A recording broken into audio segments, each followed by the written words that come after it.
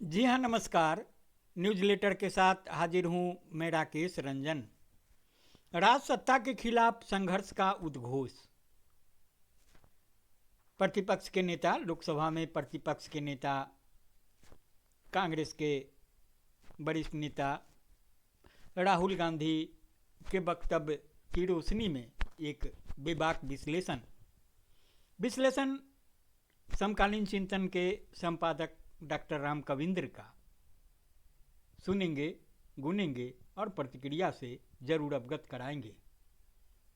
15 जनवरी को कांग्रेस के राष्ट्रीय कार्यालय इंदिरा भवन के उद्घाटन के अवसर पर कांग्रेस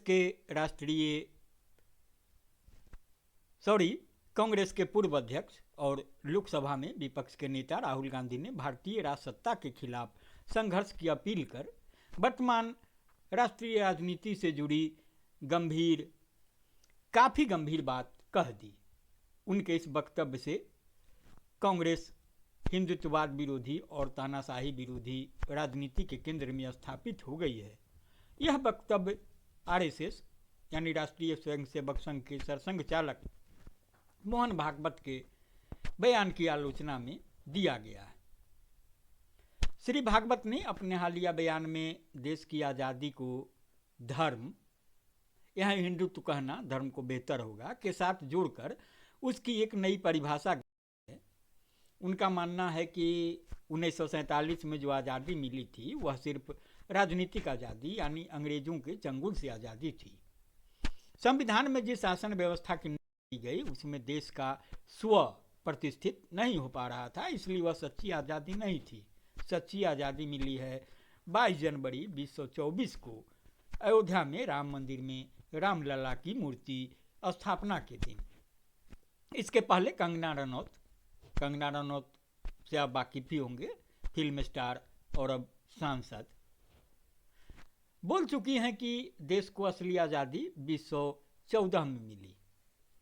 इन दोनों वक्तव्यों में दो बातें साझी है: 1947 की आज़ादी से इनकार और हिंदुत्व की विचारधारा को सुदृढ़ बनाने का प्रयास। तो मोहन भागवत के बयान का मतलब सिर्फ यही हो सकता है कि उनकी नज़र में देश की आज़ादी का अर्थ हिंदू राष्ट्र की स्थापना। जाहिर है कि आरएसएस और सावरकर, विनायक दामोदर दास ने मनुस्मृति से संचालित हिंदू राष्ट्र का जो सपना देखा था वह इस संविधान में प्रतिष्ठित नहीं हो सका था और यह कसक संघ परिवार को हमेशा कचोटती रही है। इस संदर्भ में उन्होंने एक और महत्वपूर्ण बात कही है जिसका संबंध धर्म गुरुओं से है। उन्होंने घोषणा की कि जिस दिन को पहले वैकुंठ द्वादशी के रूप में जाना जाता था उसे अब प्रतिष्ठा द्वादशी के रूप में जाना जाएगा। इस घोषणा का सबसे खतरनाक पहलू यह है कि इस देश की जनता का धार्मिक आचरण अब आरएसएस कार्यालय से तय होगा। आने वाले दिनों में यह निश्चित तौर पर नए विवाद को जन्म देगा। याद कीजिए, राम मंदिर के उद्घाटन के मामले में उपयुक्त अनुपयुक्त समय का विवाद छिड़ा था, जिसके फलस्वरूप किसी शंकराचार्य ने उसमें भाग नहीं लिया था। इस नई परंपरा के अनुसार देश की जनता किस अवसर का उपयोग किस नाम से करेगी इसका निर्धारण आरएसएस करेगा, कोई धार्मिक व्यक्ति नहीं। इससे धर्म और राजनीति की घालमेल की प्रक्रिया पूरी हो जाती है। तो उनके वक्तव्य का पहला भाग देश की राजनीति के लिए जितना खतरनाक है, उसका दूसरा भाग हिंदू बहुल हिंदी प्रदेशों के नागरिक जीवन के लिए उतना ही खतरनाक है। किसी राष्ट्र के जीवन में जो महत्वपूर्ण राजनीतिक मूल्यों का होता है उतना ही महत्व, कई बार उससे ज़्यादा भी सामाजिक मूल्यों का होता है। मसलन जाति विभेद और उत्पीड़न राजनीतिक रूप से भले निषिद्ध हो गया हो, सामाजिक जीवन में आज भी काफ़ी हद तक परंपरा के पालन के रूप में लागू है।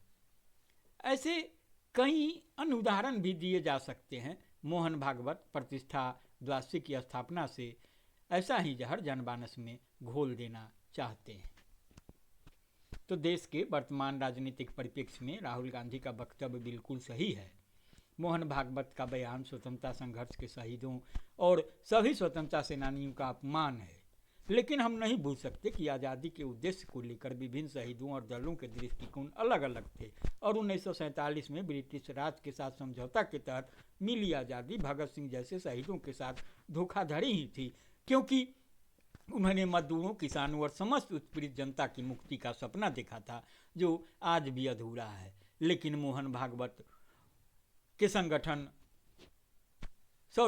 मोहन भागवत का नज़रिया वह नहीं है जो भगत सिंह, उनके संगठन और कम्युनिस्ट पार्टी का था। उनके पूर्वज तो ब्रिटिश राज विरोधी लड़ाई में कहीं शामिल भी नहीं थे। उस दिन भी वे हिंदू मुस्लिम विद्वेष फैलाकर ब्रिटिश राज की सेवा कर रहे थे। तो पिछले 10 वर्षों के ऊपर के शासनकाल में भाजपा ने राजनीति में नया अध्याय यह जोड़ दिया है। सभी संवैधानिक संस्थाओं पर संघीय हिंदुत्ववादियों का कब्जा हो चुका है। चुनाव आयोग उनका सबसे नया हथियार है। इस अर्थ में कांग्रेस कार्यकर्ताओं से राहुल की यह अपील सही है कि भारतीय राजसत्ता इन संस्थाओं में बैठे हिंदुत्ववादी से लड़ना पड़ेगा। उनके वक्तव्य का निहितार्थ यही है कि इन संस्थाओं के खिलाफ सड़क की लड़ाई तेज करनी पड़ेगी, क्योंकि इस चुनाव आयोग के रहते अब जनतंत्र की लड़ाई जीती नहीं जा सकती।